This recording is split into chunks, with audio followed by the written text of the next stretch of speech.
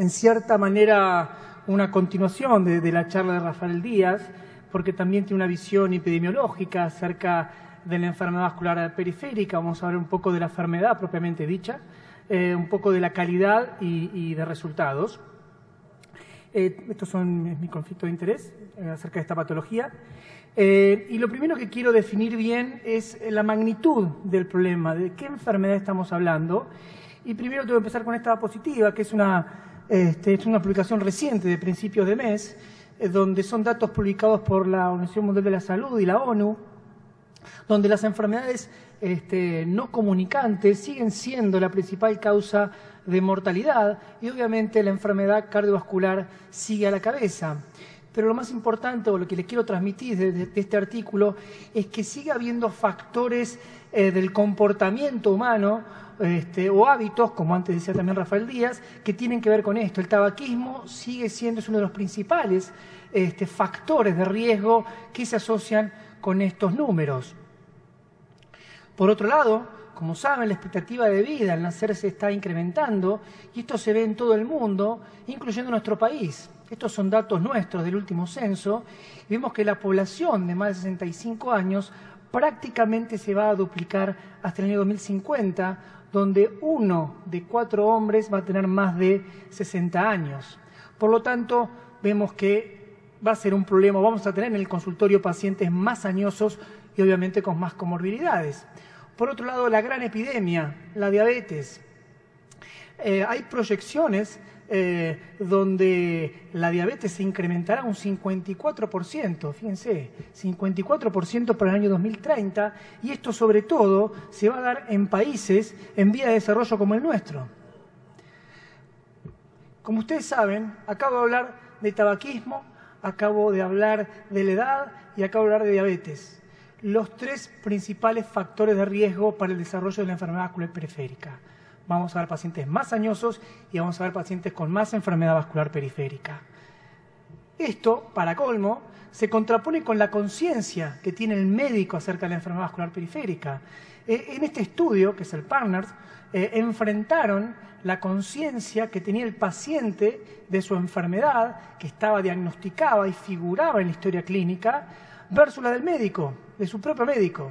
La mitad de los médicos desconocía que su paciente con diagnóstico previo de enfermedad la padecía. Y esto obviamente se repercutía en el tratamiento de esos pacientes. Estaban submedicados comparados con los pacientes con enfermedad coronaria, recibían menos estatinas, menos antiagregantes y antihipertensivos, todas indicación clase 1 en este tipo de pacientes. Por un lado, el subdiagnóstico de esta patología tiene que ver con la falta de pensar en la patología, pero también tiene que ver con una característica propia de la enfermedad. Es una enfermedad característicamente silente.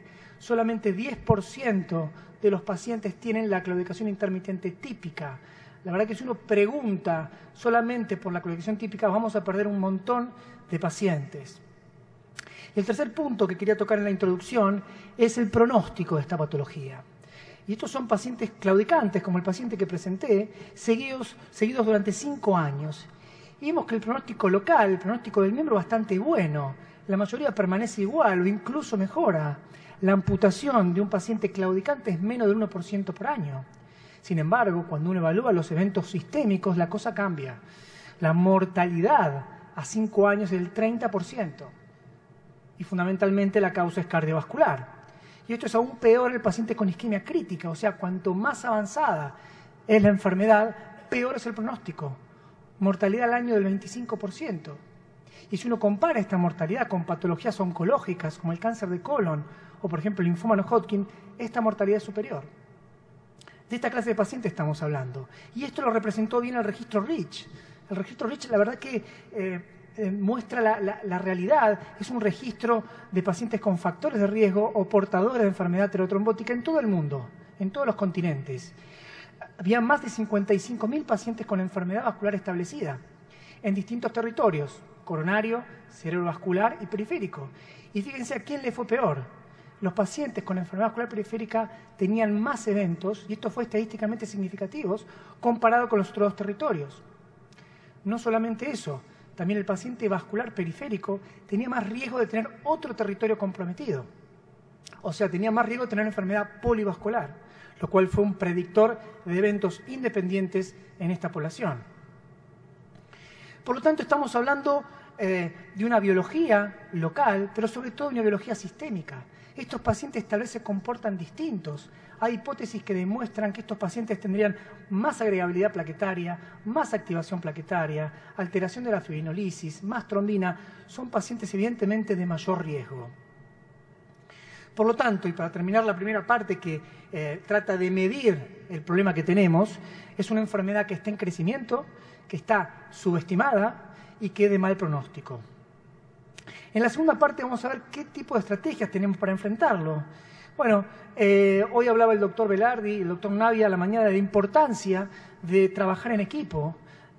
Y esto lo dice bien en este artículo reciente, que lo escribe justamente un cirujano, acerca del equipo de Heart Team en el cuidado cardiovascular, donde un poco este concepto nace del trasplante, pero luego con la aparición del estudio Syntax, que evaluaba la patología coronaria severa, tronco y 3 vasos, y hoy por hoy la enfermedad valvular aórtica severa y su posibilidad de tratar en forma vascular se unió a la cantidad de pacientes que evalúa este tipo de equipo, es decir, pacientes más complejos con más comorbilidades, lo mismo que el paciente vascular. Estos pacientes que además de su enfermedad periférica tiene comorbilidades y tiene sobre todo enfermedad vascular en otros territorios. Este tipo de patología necesita un trabajo en equipo. Que este centro de medicina vascular, que está formado por un grupo de cardiólogos clínicos, cirujanos y cardiólogos intervencionistas, donde se comparten distintas habilidades, conocimientos y experiencias, estamos convencidos que hay que ir en búsqueda de la patología. Vimos que solamente 10% tienen la típica claudicación. Por lo tanto, tenemos que ir a buscar, tenemos que hacer screening. Y una herramienta fundamental para esto es el índice tobillo-brazo. Indicación clase 1, de toda guía que ustedes lean sobre vascular periférico. Porque no solamente permite diagnosticar a estos pacientes silentes y de alto riesgo, sino también que nos brinda información pronóstica. Por otro lado, el Centro de Medicina Vascular tiene la función, ayudado por las imágenes, de detectar otras patologías vasculares. Y esto lo demostró bien y tiene que ver con la primera pregunta, este estudio publicado a mediados de los 80, donde a 1000 pacientes que iban a cirugía vascular periférica se le hizo cateterismo coronario. Solo el 8% tuvo coronarias normales y 60% enfermedad coronaria significativa. Otro punto muy importante acerca de las actividades del Centro de Medicina Vascular es el tratamiento médico, y digo médico, no farmacológico, porque el médico incluye algo que es fundamental en estos pacientes, que es el ejercicio supervisado y la suspensión del hábito tabáquico. Todas indicación clase 1. Estos pacientes mejoran muchísimo, en este metaanálisis mejoraron más de un 180% la distancia caminada con el ejercicio supervisado. Además, hay que agregar el beneficio, obviamente con evidencia, que tienen las distintas drogas, como aspirina, clopidogrel, en el metaanálisis, en el estudio CAPRI, las estatinas en el HPS, los CIEC en el estudio HOPE. Por lo tanto, estos pacientes, y esto tiene que ver con la segunda pregunta, deben estar con esta medicación, y ahí aparece también el concepto de la polipil, que tal vez en el futuro estos pacientes también la necesiten. Pero es fundamental que estos pacientes hagan una prevención secundaria agresiva.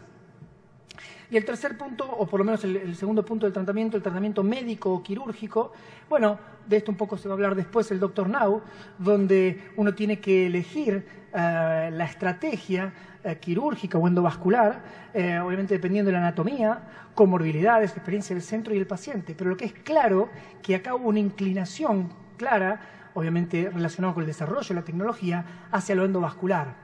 Hoy por hoy el paciente vascular periférico, en la mayoría de las lesiones, gracias al avance de la tecnología, pueden ser tratadas por vía endovascular. Y por último, el paciente. Es fundamental educar al paciente acerca de lo que él tiene, que no es solamente una enfermedad de la pierna o un problema al caminar, sino que es mucho más que eso, y creemos que tenemos que informar acerca de la enfermedad que padece. Mi charla habla de calidad en el título. Y bueno, esta estrategia para este gran problema tiene fundamentalmente un pilar, o tiene que tener, mejor dicho, que es la calidad. Y un poco el instituto se está inclinando, como pueden ver, hay varias charlas referidas a esto. ¿Y qué entendemos por calidad? A mí me gustó esta definición de Don Abedian, que escribió mucho sobre el tema, que consiste en la aplicación de ciencia y tecnología médica en una forma que maximice los beneficios sin aumentar los riesgos. Fíjense qué importante será el concepto de calidad que Bramwell le dedicó un capítulo en el último libro.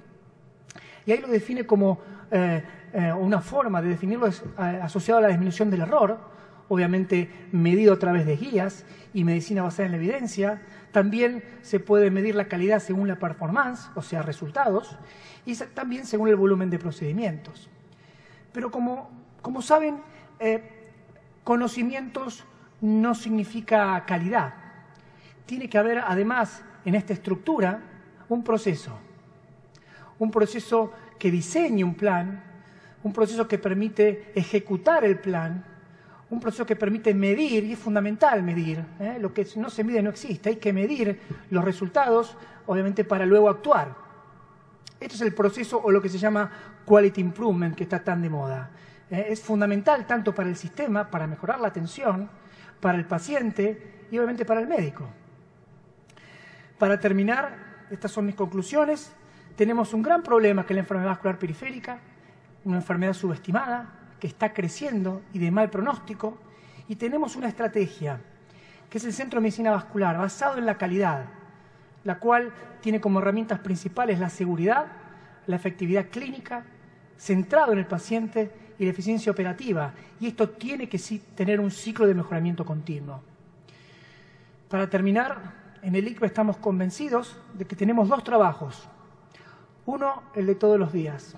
Otro, mejorarlo. Muchas gracias.